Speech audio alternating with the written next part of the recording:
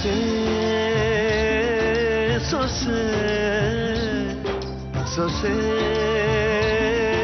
ಸೊಸೆ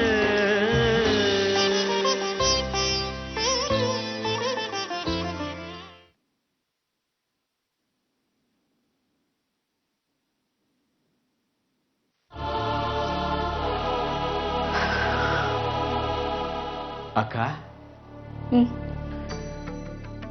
ಬನ್ನಿ.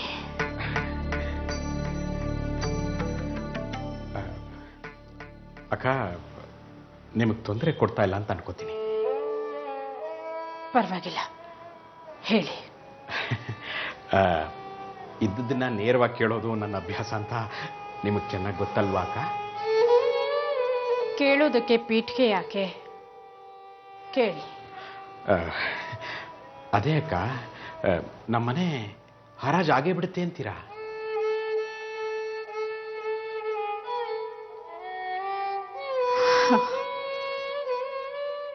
ಆಗುತ್ತೆ. ಹಾಗೇನಾದ್ರೂ ಆದ್ರೆ ನಾವು ಹೋಗೋದಾದ್ರೂ ಎಲ್ಲಿಗಕ್ಕ? ಈಗಿರೋ ಪರಿಸ್ಥಿತಿಲಿ ಬೀದಿಲಿ ಹೋಗಿ ಬದುಕ್ತೀವಿ ಅಂತ ಹೇಳೋಕ್ಕಾಗಲ್ಲ. ಈಗ ಬಡವ ಶ್ರೀಮಂತ ಆದ್ರೆ ಏನು ಸಮಸ್ಯೆ ಇರೋಲ್ಲ ಅಕ್ಕ. ಶ್ರೀಮಂತ ಬಡವ ಆದ್ರೆ ಈ ಸಮಸ್ಯೆ ಅನ್ನೋದು ರಪ್ಪಂತ ಬಂದು ಅಟ್ಕಾಯಿಸ್ಕೊಳತ್ತಕ್ಕ.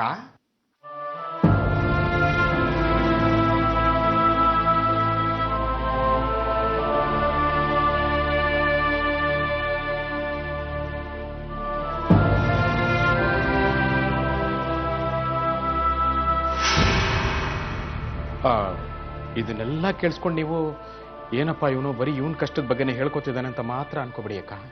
ಪಾಪ ನಿಮ್ ಸೊಸೆನೂ ಬಸ್ರೆ, ನನ್ನ ಮಗಳು ಗರ್ಭಿಣಿ. ರಾಘವನ ಹೆಂಡತಿ ಇಲ್ಲಿದ್ದಾಳೆ, ಅವಳು ಇಲ್ಲೇ ಇರ್ತಾಳೋ ಬಿಡ್ತಾಳೋ ಅದು ಬೇರೆ ಪ್ರಶ್ನೆ. ಆದ್ರೆ ಸದ್ಯಕ್ಕಂತೂ ಇಲ್ಲೇ ಇದ್ದಾಳೆ, ಅವಳು ಗರ್ಭಿಣಿ.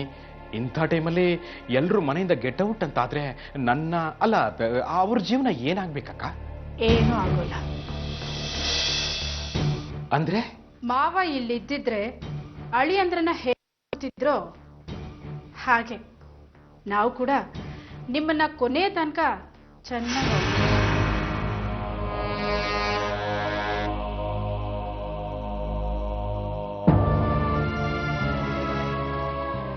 ನಮ್ಮ ಇಡೀ ಕುಟುಂಬ ಬೀದಿಲ್ ನಿಂತರೂ ಪರವಾಗಿಲ್ಲ. ಆದ್ರೆ ಈ ಮನೆ ಅಳಿಯಂದ್ರನ್ನ ಬೀದಿಲ್ ನಿಲ್ಸೋ ಕೆಲಸನ ಯಾವತ್ತೂ ಮಾಡಲ್ಲ. ಯೋಚನೆ ಮಾಡಬೇಡಿ.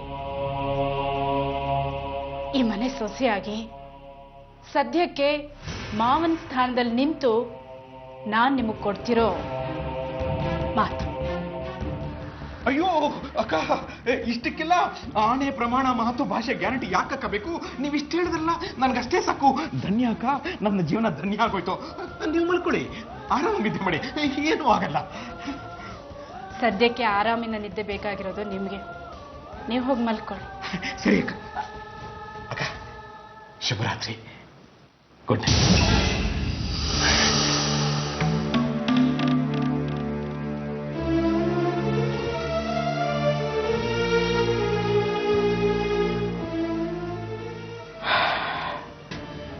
ಆಗಾಗ ಇಂಥ ಪ್ರಾಮಿಸರಿ ನೋಟ್ಗಳನ್ನ ತಗೋತಿದ್ರೆ ಮಾತ್ರ ಜೀವನ ಜುಮ್ಮು ಅಂತಿರುತ್ತೆ.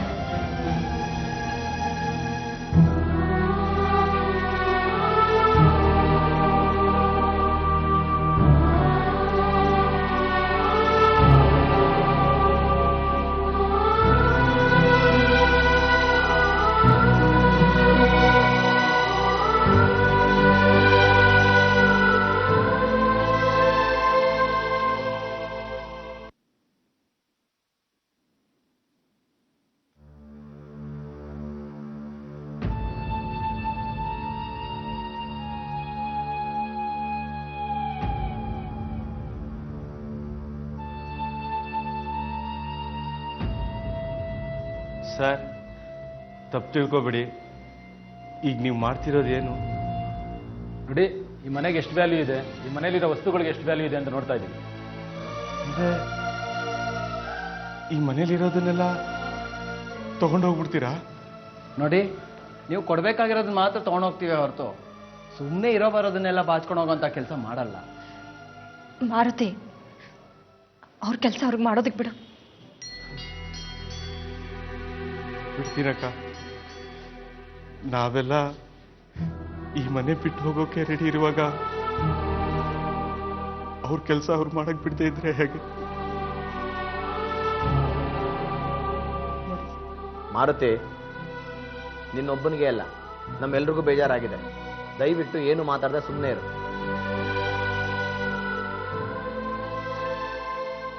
ಅನ್ಪೂರ್ಣ, ನೀನು ಒಳಗೆ ಹೋಗಿ ರೆಸ್ಟ್ ತಗೋ. ಸುಮ್ಮನೆ ಇಲ್ಲೇ ಇದ್ದು ಇದೆಲ್ಲ ನೋಡ್ತಾ ಇದ್ರೆ ಮನಸ್ಸು ಕೆಡುತ್ತೆ, ಸಂಕಟನೂ ಆಗುತ್ತೆ. ಹೌದಮ್ಮ, ನೀವು ಹೋಗಿ ರೆಸ್ಟ್ ತಗೊಳ್ಳೋದೇ ಒಳ್ಳೇದು.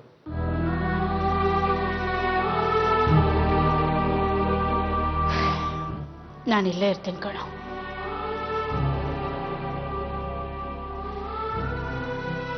ಈ ಮನೆ ಇದ್ದಾಗ್ಲೂ ನೋಡಿದ್ದೀನಿ, ಈಗ ಹೋಗುವಾಗ್ಲೂ ನೋಡ್ಬೇಕಲ್ವಾ?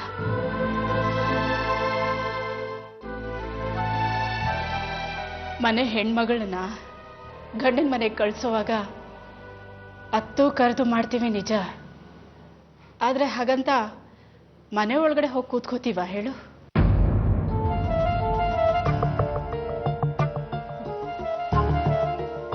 ಕರ್ಕೊಂಡು ಬರೋರು ನಾವೇ, ಕಳಿಸ್ಕೊಡೋರು ನಾವೇ, ಹೋಗೋದು ಮಾತ್ರ ಮನೆ. ಏನೇ ಆದ್ರೂ ನಾವೆಲ್ಲರೂ ಇರ್ತೀವಲ್ವಾ?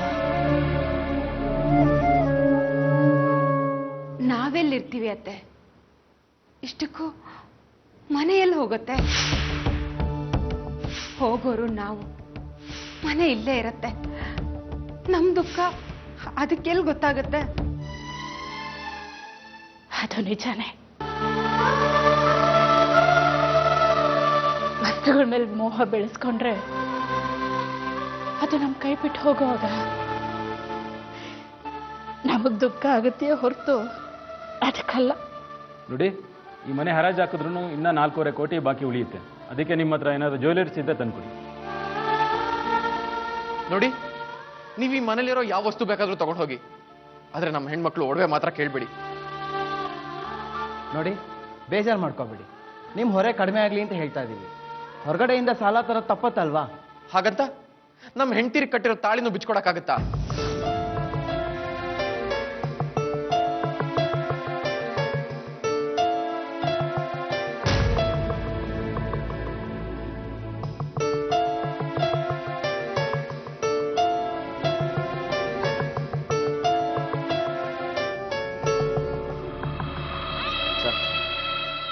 ನಿಮ್ಮ ಕೆಲಸ ಏನಿದೋ ಅದನ್ನು ಮುಂದುವರಿಸಿ, ಏನಾಗುತ್ತೋ ನೋಡೋಣ. ಅಂದಹಾಗೆ ಈ ಮನೆಗೆ ಬಂದಿರೋ ಕಾಸ್ಟ್ಲಿ ಗಿಫ್ಟ್ಗಳು, ಅದರಲ್ಲಿ ಆಂಟಿಕ್ ಪೀಸಸ್ ಇದೆ, ರೇರ್ ಜ್ಯುವೆಲ್ರೀಸ್ ಇದೆ, ಅದೇನಾದರೂ ನಿಮ್ಮ ಉಪಯೋಗಕ್ಕೆ ಬರುತ್ತಾ ನೋಡಿ. ನೋಡ್ರಿ, ಏನಾದರೂ ಆದರೆ ನಿಮ್ಮ ಉಪಯೋಗಕ್ಕೆ ಬರುತ್ತೆ, ನಮ್ಮ ಉಪಯೋಗಕ್ಕೆ ಏನು ಬರಲ್ಲ.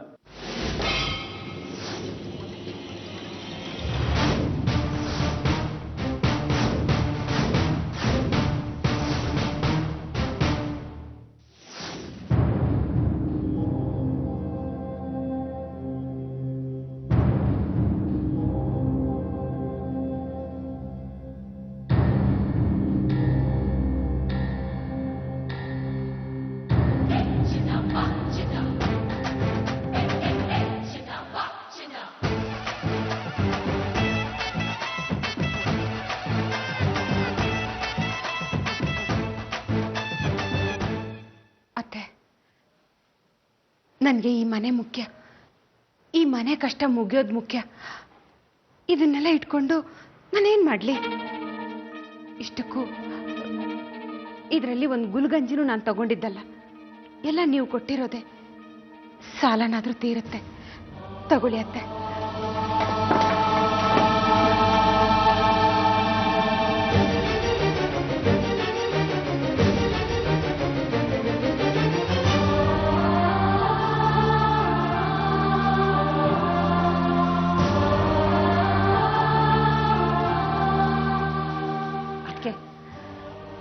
ಇದರಲ್ಲಿ ಹೊಸದ ಒಡವೆಗಳು ಇದೆ.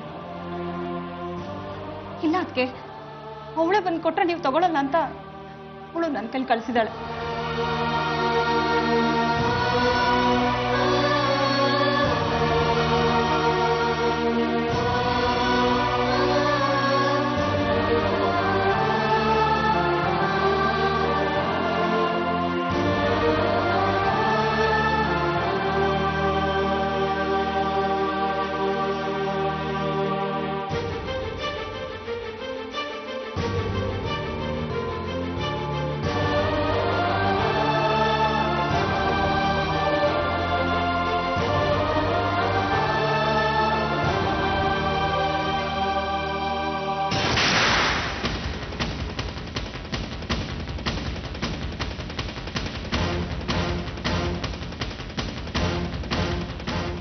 ಯಾಕೆ?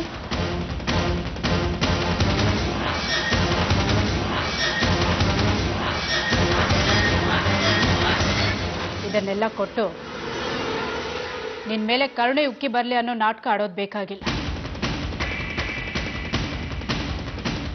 ಇಷ್ಟಕ್ಕೂ ಕಾನೂನು ಕೊಟ್ಟು ಗಳಿಗೆ ಮುಗಿದ ತಕ್ಷಣ ಈ ಮನೆಯಿಂದ ಹೊರಗೆ ಹೋಗ್ತೀನಿ ಅಂತ ಹೇಳ್ದವಳು ನೀನು.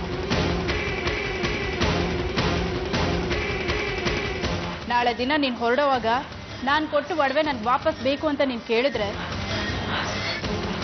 ಅದನ್ನು ತಂದು ಕೊಡೋಕೆ ನನಗೆ ಸಾಧ್ಯ ಇಲ್ಲ.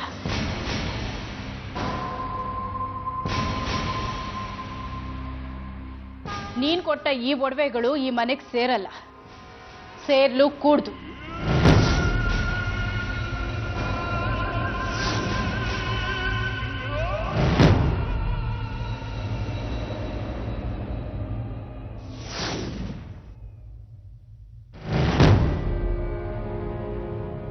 ವೈದೇಹಿ, ಹೊಸದ ಒಡವೆಗಳನ್ನೆಲ್ಲ ಯಾಕಮ್ಮ ತರಕ್ ಹೋದೆ? ಅಣ್ಣ, ಬಂಗಾರ ಮಾಡಿಸೋದು ಬೇರೆಯವ್ರನ್ನ ಮೆಚ್ಚೋಕ್ಕಾಗಲಿ ಪ್ರತಿಷ್ಠೆನ ಮೆರೆಸೋಕ್ಕಾಗಲಿ ಅಂತಲ್ಲ, ಕಷ್ಟ ಕಾಲದಲ್ಲಿ ಅದು ನಮ್ಗೆ ಉಪಯೋಗಕ್ಕೆ ಬರಲಿ ಅಂತ. ಹೊಸದ ಏನು ಬೇರೆ ಹೇಳೋದಲ್ಲ, ನಮ್ಮ ಮನೆಯವಳೆ ತಾನೆ.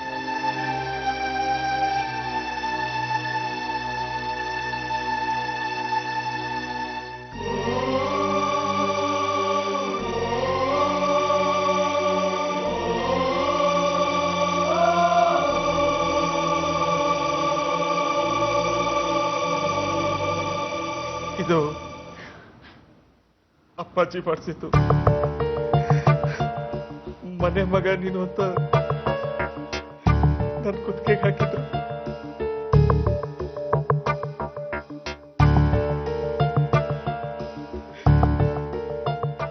ಈ ಮನೆನೇ ಇಲ್ಲ ಅಂದ್ಮೇಲೆ ಈ ಮನೆ ಮಗನ ಸರ ಯಾಕೆ? ಇದನ್ನು ಲೆಕ್ಕಕ್ಕೆ ಹಾಕೊಳ್ಳಿಮ್ಮ.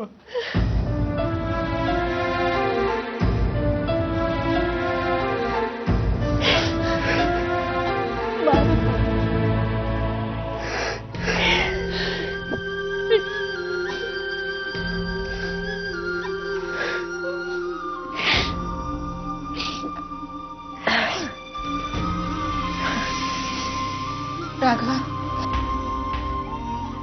ಹೋಗಪ್ಪ, ಬ್ಯಾಂಕ್ ಅವ್ರನ್ನ ಬರಕ್ಕೆ ಹೇಳು.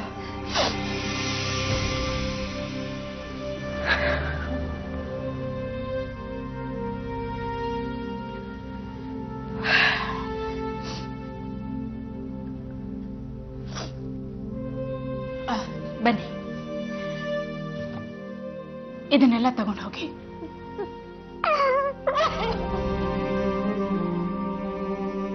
ನೋಡಿ ಮೇಡಮ್, ಇದೆಲ್ಲ ಸೇರಿದ್ರು ಒಂದು 50-60 ಲಕ್ಷ ಬರ್ಬೋದು. ಏನೇ ಆದರೂ ಈ ಮನೆ ಹರಾಜು ಹಾಕಲೇಬೇಕು.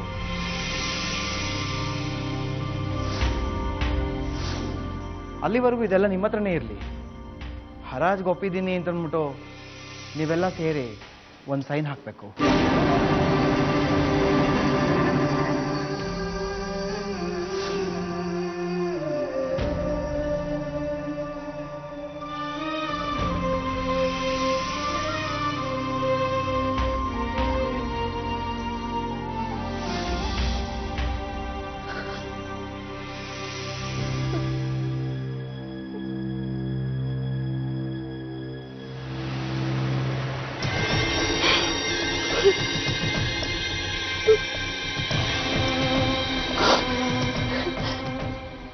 ಕೊನೆಗೂ ಸೈನ್ ಮಾಡೋ ಪರಿಸ್ಥಿತಿ ಬಂದೇ ಬಿಡ್ತು.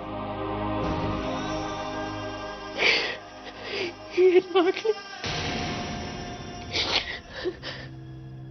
ನಾನೇನಾದ್ರೂ ಸೈನ್ ಮಾಡಿಬಿಟ್ರೆ ಈ ಮನೆನ ಹರಾಜಿಗೆ ಹಾಕೋ ಪ್ರಕ್ರಿಯೆ ಶುರು ಆಗ್ಬಿಡುತ್ತೆ. ಮಾವ ಬಿಟ್ಟು ಹೋದ ಮನೆ ಮಾವ ಮತ್ತೆ ಬಂದಾಗಿರಲ್ಲ ಅಂದ್ರೆ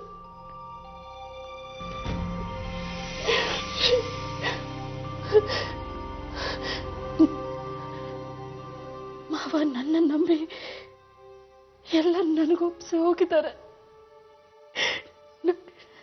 ನಾಳೆ ದಿನ ಹೇಗ್ ಮುಖ ತೋರಿಸ್ತು? ಯಾಕಿಂತ ಪರಿಸ್ಥಿತಿ ತಂದ್ಬಿಟ್ಟ? ಯಾಕಿಂತ ಪರಿಸ್ಥಿತಿ ತಂದ್ಬಿಟ್ಟ? ಏನ್ ಮಾಡ್ಲಿ? ಏನ್ ಮಾಡ್ಲಿ?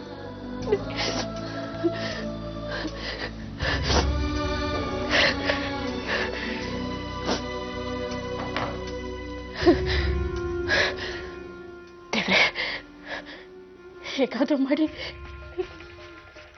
ಒಂದ್ಸಲ ಮಾವನ್ ಕಾಂಟ್ಯಾಕ್ಟ್ ಮಾಡಿಸ್ಬೇಡು please.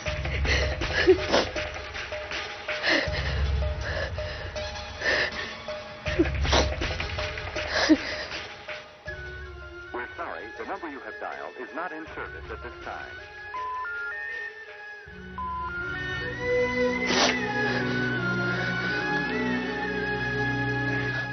We're sorry, the number you have dialed is not in service at this time.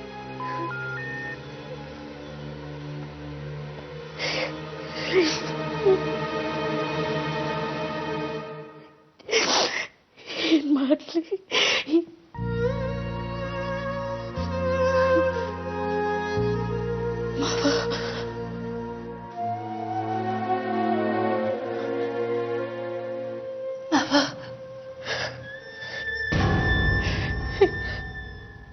ನಂಗೆ ಏನ್ ಮಾಡ್ಬೇಕು ಅಂತಾನೆ ಗೊತ್ತಾಗ್ತಿಲ್ಲ ಮಾವ. ಬೇರೆ ಯಾವ ದಾರಿನೂ ಕಾಣ್ತಾ ಇಲ್ಲ. ನೀರಿದ್ದಿದ್ರೆ ಖಂಡಿತವಾಗ್ಲೂ ಇಂಥ ಪರಿಸ್ಥಿತಿ ಬರ್ತಿರ್ಲಿಲ್ಲ.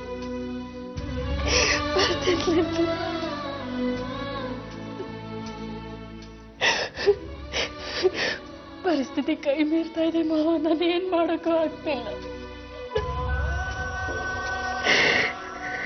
ನನ್ನ ಕ್ಷಮಿಸ್ಬಿಡಿ, ನನ್ನ ಕ್ಷಮಿಸ್ಬಿಡಿ.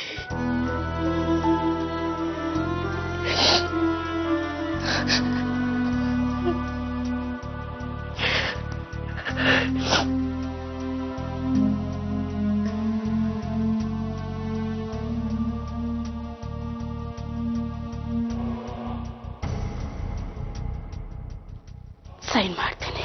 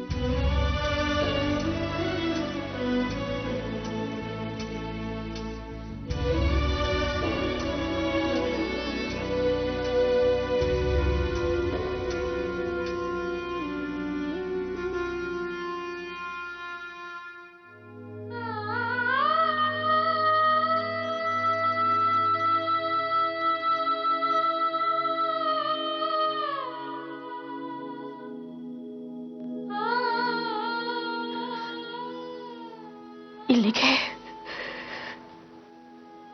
ಈ ಮನೆ ಋಣ ಮುಗೀತು. ಈ ಮನೆ ಋಣ ಮುಗೀತು.